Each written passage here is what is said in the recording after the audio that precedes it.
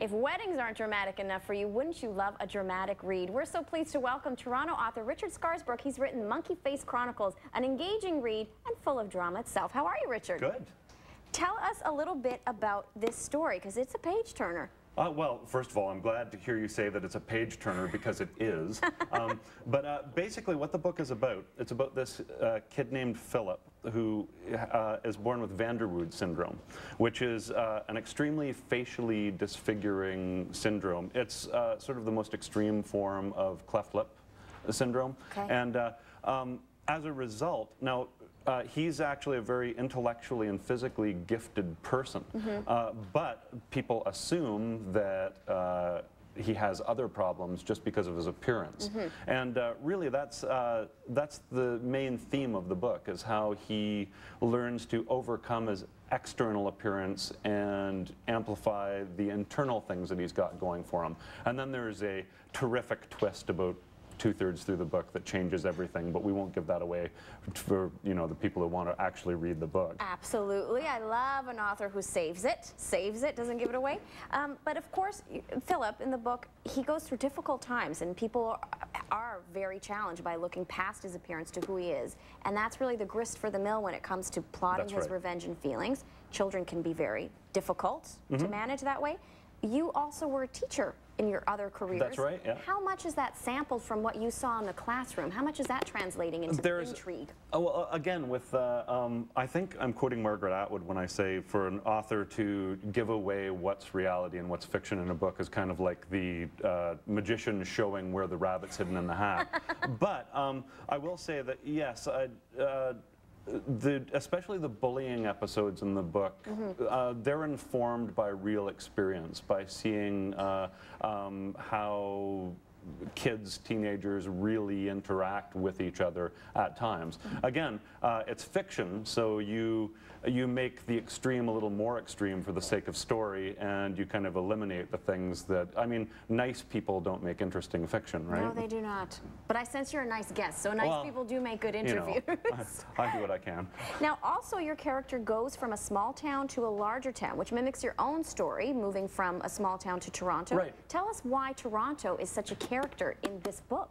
That's a great question, and actually an author friend of mine noticed that. One of the best compliments I've got about the book so far is that in the second half, when the two main characters move to the big city from the small town, which is part of their transformation from teens into adults, and sort of part of them finding themselves as people, I really wanted, this friend of mine said that I'd kind of given the treatment to Toronto that Woody Allen gives to New York, and I thought, yes, that's what a great compliment, because that's what I was trying to do. I sort of tried to pick out these things that anyone that first moves to the city looks up and says, wow, that's beautiful, or wow, that's cool, or I've never seen anything like that before.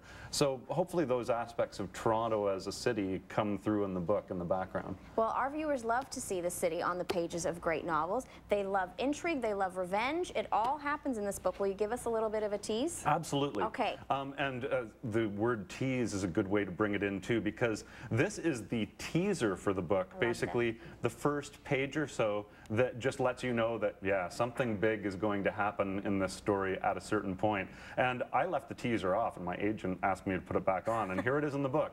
So this is the teaser, the first page of the Monkeyface Chronicles, and it's called As Witnessed. It is their first date. The man holds the woman's hand as she steps over a pile of loose stones recently fallen from the cliff wall. Worth the climb down, he asks. Worth it, she says, sighing. She looks again at the last orange embers of daylight blinking on the lake's choppy surface.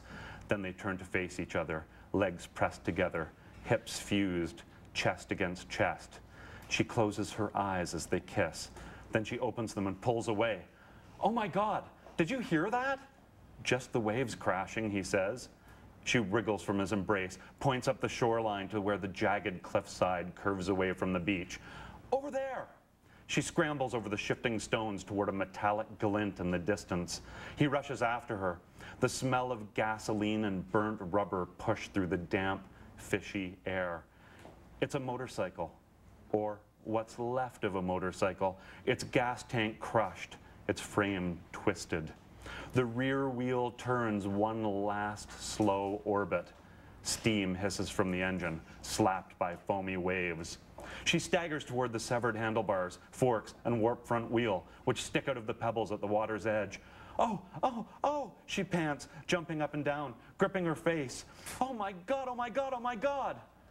The rider, or what's left of him, is twisted on the rocks like a tangled string puppet.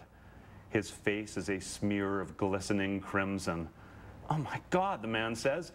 I think his chest is moving. A sound erupts from the bloody, pulpy face. A sound like an endless dry heave. The wail of a mournful ghost. My God, how? He's still alive. The man will fumble for his cell phone, punch 911. The woman will sit on a flat-topped stone, rocking back and forth, staring at the length of severed brake cable in her hands. It will be their last date. Whoa. No more questions, just read this intrigue. Gore, revenge, thriller, Toronto, RichardScarsbrook.com. Get a copy of the Monkeyface Chronicles. It's a fabulous summer read. Will you come back again, Richard? Yes, I will. Love it. Thanks so much. Fabulous. It's for my beach. I'm gonna go and I'm gonna get a bit